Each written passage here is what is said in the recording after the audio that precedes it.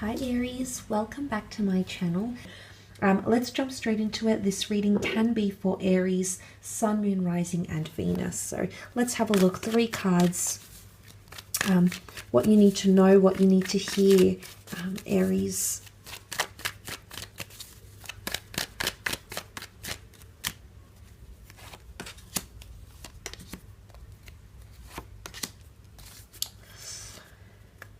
Okay, some interesting cards here. Let's start off with the 10 of Wands. Now this could be you because you are the Wands, or it might be another fire sign you might be dealing with, a fellow Aries, a Sagittarius or a Leo.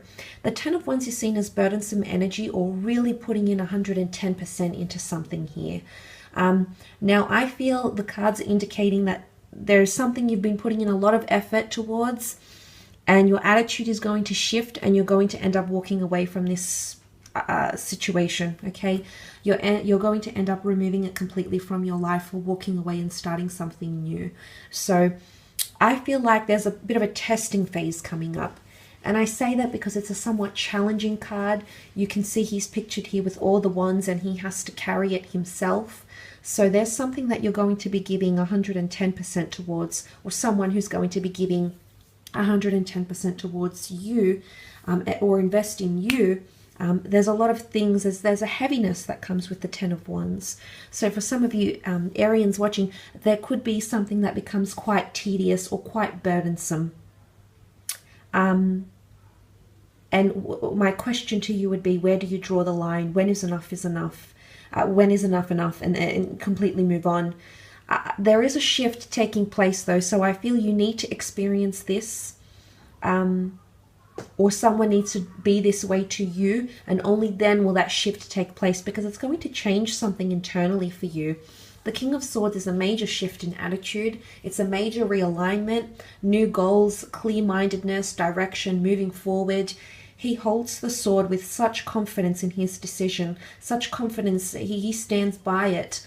So now this could be an air sign, a Gemini, Libra or Aquarius that's going to stand by their decision, or it's a very important issue that's going to come to the surface here.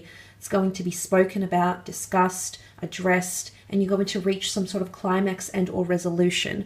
The King of Swords, there's a finality about him. And I say that because it's not like, say, for example, the Page of Swords, where he sort of goes back and forth with his decision. He's not really confident to move forward, yet he's a bit of in a limbo phase. The King of Swords comes with such certainty, such confidence, such deliberation, that's why I feel like he's associated oftentimes with finality. The sword is drawn, there's a line drawn in the sand, and suddenly this changes everything. So mentally, I think there's a major shift coming up here for you. You're going to be seeing things differently, and you might be even a little bit surprised. You tend to be this way, Aries, though. You can change your mind, and when it's certain and solidified, you're capable of moving on to bigger and better things. And I think for a lot of you, this could be the sign here with the King of Swords, that shift will take place potentially for you. The birds, messengers, freedom, autonomy, independence. My God, you've got such a shift in attitude, such mental realignment here. This is very powerful. You can complete a lot with this sort of motivation here. But delicate issues, sensitive topics, things that need to be addressed, it's all going to be out there in the open, and then a decision will be made. It's flight or fight. It's make or break, essentially here, Aries. And it could or could not involve an air sign, or maybe it's just something to do with communication here with that King of Swords, because he does represent owning his decision, having accountability, even a bit of stubbornness. There's a stubborn element, I think, to him as well. So stubbornness in your decision. Something's got to give here, and it will. And what results can be something that you haven't thought possible. You've got the 8 of Cups here, Aries.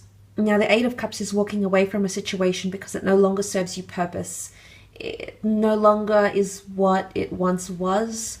Maybe you can't get the feeling back, maybe you can't get the vibe back, or maybe you're moving on. Essentially, there's either someone walking away from you or you walking away from something, a job, a relationship, a person, something that you've been doing and it's becoming way too heavy and no longer can you do it anymore, at least not on your own. It could even be a water sign. You've got the moon here, which could be a Cancer. The cups could also represent a Pisces or a Scorpio. They might be walking away from you, but it's emotional detachment. So it's either you'll be emotionally checking out from something or someone, desensitizing yourself. And I think it's something to do with that shift in perception or attitude, or a water, air, fire sign could be detaching from you, Aries. It could be this person that wants to walk away. Look, it can be adventure here as well. There might be something else that's calling you here. Foreign shores, living abroad, expat opportunities, adventure, travel, wanderlust, relocating, movement. There's something, you're moving on. There's motion here because he's taken the first steps on his quest, on his mission, on his journey. So there's a journey that you might be starting that's going to take you far and wide.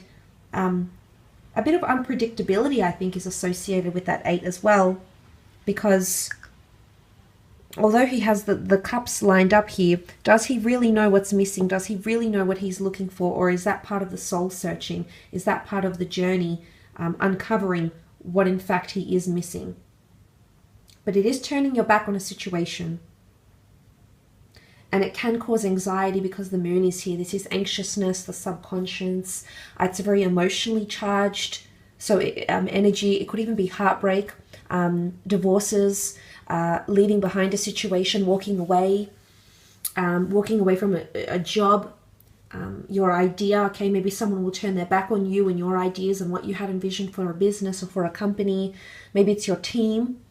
But it can cause a bit of emotional upheaval for you, Aries. I mean, you tend to handle these situations quite well, you know, and you'll tackle them head on when you need to. But maybe this is time. Maybe this exodus, this walking away, is going to give you more clarity, more confidence to leave and take off and go on a new journey. And maybe this is the perfect time. Maybe it's you know, drawing that line in the sand where you say enough is enough, this is overdue, I've needed to do this for so long and I'm finally going to do it. Or it's someone thinking this way perhaps about you.